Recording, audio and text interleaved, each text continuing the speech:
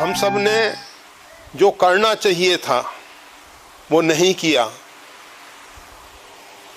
जिसने जितनी आयु बिता दी है उसको सोचना चाहिए इतने समय तक हमने समाज के लिए क्या किया। हम अपने लिए जप तप अनुष्ठान कर लें, अपने कल्याण के लिए मोक्ष इत्यादि की प्राप्ति कर लें, वो पर्याप्त नहीं है। विभीषण को हनुमान जी महाराज ने कहा कि तुम्हारी भक्ति सुरक्षित है। रावण के महल के नजदीक ही विभीषण का घर था, महल था। भवन एक पुनि दीक सुहावा, उसके हरि मंदिर तह भिन्न बनावा। वहाँ भगवान का मंदिर बना हुआ था, वहाँ आरती पूजा शंख घड़ियाल सब होते थे।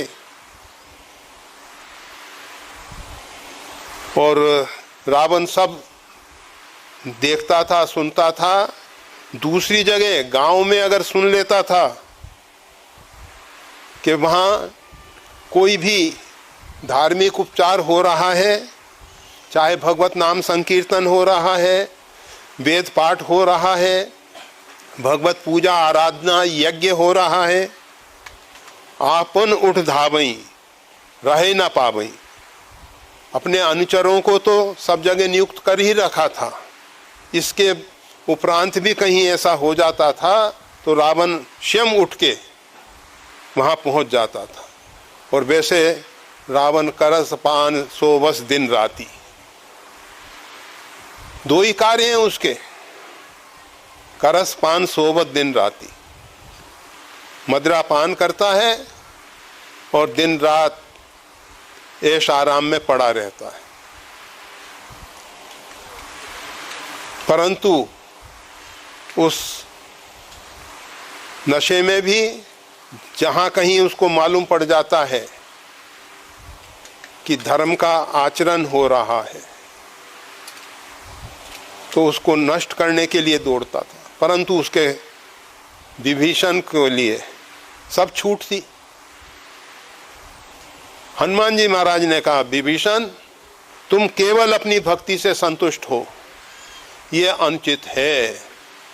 तुम्हारी भक्ति के साथ साथ संपूर्ण राष्ट्र को भक्ति की स्वतंत्रता होनी चाहिए, सद्धर्म का पालन करने की स्वतंत्रता होनी चाहिए। केवल तुम अपना कल्याण कर लो, इसमें भक्ति नहीं है।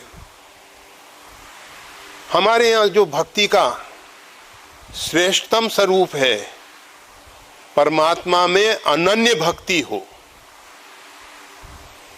सो अनन्य जाके अस मत न टरई हनुमंत, मैं सेवक सचराचर रूप स्वामी भगवंत।